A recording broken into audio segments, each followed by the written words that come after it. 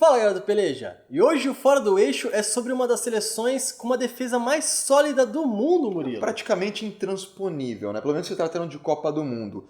Esse é o primeiro episódio do Fora do Eixo especial de Copa, Fora do Eixo na Copa. E a gente vai falar de uma seleção que, com perdão do trocadilho, Pacheco, é muito difícil meter um chocolate nos suíços. A gente vai falar sobre a seleção suíça.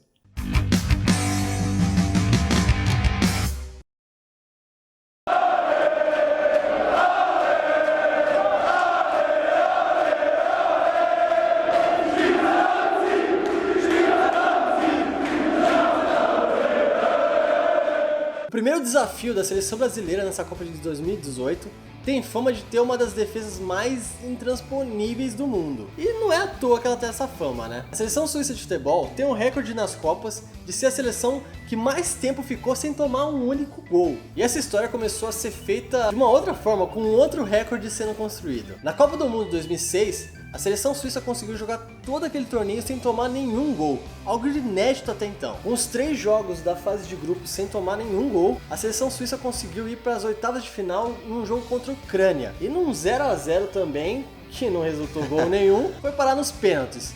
E aí sim, nos pênaltis, acabou sendo eliminada da competição. Aí sim, tomando gols, né? E, a bola tinha que entrar no pênalti. E aí não conta, porque não sendo de tempo corrido, sim. Então ela saiu sem sofrer nenhum gol.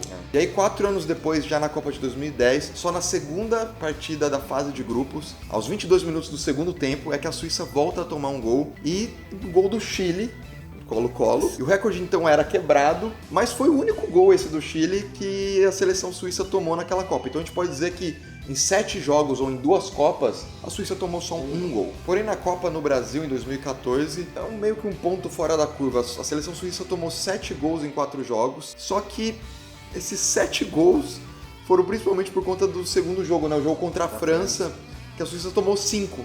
Então foi um jogo meio que atípico para a seleção suíça, uma goleada que não é muito comum para eles e que acaba resultando nessa marca um pouco negativa se comparada com as outras Copas anteriores, né? E mesmo a caminho da sua 11ª participação em Copas do Mundo, a Suíça não tem muita tradição de chegar tão longe assim. Tanto que seu melhor resultado em Copas foi no ano de 1950, quando ele conseguiu uma 6ª colocação. Seus únicos títulos como seleção foram o Campeonato Europeu Sub-17 2002, e quem disse que eles nunca ganharam um Campeonato Mundial, uma Copa do Mundo? Ganharam, só que em 2009, com o Sub-17.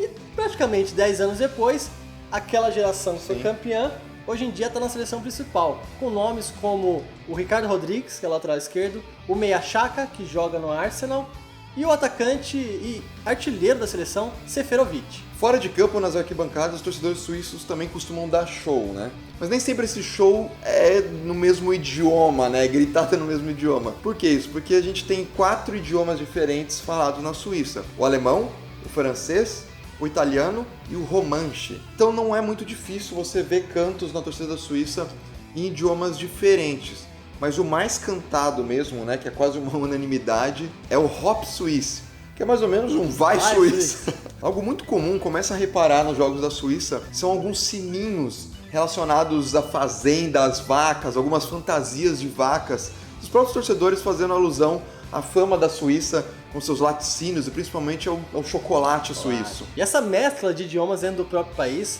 muito se deve aos imigrantes que se mudaram para a Suíça para construir uma vida nova, né? Mas eles também não perdem aquela raiz deles, né? Sim, é uma essência, né? Isso. Em 2014, algo nesse sentido fez a seleção suíça se preocuparem muito. Isso porque nesse ano a FIFA acabou reconhecendo e aceitou a filiação da seleção kosovar de futebol, que é a seleção que representa o Kosovo. E com a aceitação da FIFA, a seleção finalmente poderia disputar competições como a Copa do Mundo e a Eurocopa. E além disso, eles também poderiam selecionar jogadores com descendência kosova que já atuaram em outros países. Isso acabou causando uma grande apreensão na seleção suíça, porque muitos jogadores que jogam atualmente na seleção tinham essa descendência kosova, correndo assim o risco de repente até abandonar a seleção e ir parar na outra. E se você acha que seria 1 ou 2 jogadores sem nenhuma importância, tá muito enganado. Porque nessa lista tem grandes nomes que hoje são referência na seleção. Xherdan Shaqiri, Granit Xhaka, Valon Benrahma, Dzemaili e Tarachabi. Praticamente metade da equipe. Por fim, todos esses jogadores acabaram sendo convidados para jogar na seleção kosova Mas por sorte da seleção suíça, todos eles decidiram permanecer em sua própria seleção. E pra sorte da Suíça, os jogadores ficaram, né? Porque a Suíça precisa de muita força dentro de campo. Um dos maiores rivais históricos, aí, adversários históricos, é considerado a Alemanha. Embora todo suíço, torcedor suíço, entenda É um pouco desleal, que é um né? pouco desleal o plantel das duas seleções. Até por conta da tradição alemã no futebol mundial, né? Qualquer que seja o resultado que não uma vitória alemã, por exemplo, um empate de 0-0, já que a seleção suíça toma poucos gols, já é considerado uma vitória para o povo suíço. Empatar com a Alemanha 0-0, 1-1, quem sabe vencer é uma glória absurda, porque essa é a maior rivalidade. Muitos chamam até essa rivalidade de Davi e Golias, Sim. né? Disparidade muito grande entre as forças. E quando a Alemanha perde, o torcedor suíço também comemora um pouquinho, né, ali dentro dele. A Copa do Mundo de 54, inclusive, que foi disputada na Suíça, foi vencida pelos alemães. Então é um incômodo aí do torcedor no âmbito futebolístico, e a torcida contra sempre vai, da hora de secar o alemão, né? Imagino que no 7-1 os suíços também devam ter ficado muito tristes como nós. Mas uma outra rivalidade que é mais pau a pau, podemos dizer, que é mais equilibrada, é com a Áustria, uma outra vizinha. Os plantéis são um pouco mais parecidos, elencos não tem uma disparidade tão grande. Até bons jogos acontecem entre as duas seleções. Na Copa da Suíça, inclusive, que foi de 54, como eu disse, a seleção da casa foi eliminada pela Áustria por um placar de 7-5. E aí, de lá pra cá, várias disputas, várias partidas acirradas. E essa rivalidade histórica lá é chamada como uma rivalidade entre os irmãos. É algo parecido com o que a gente leva com a Argentina, que a gente chama os caras de nossos irmãos.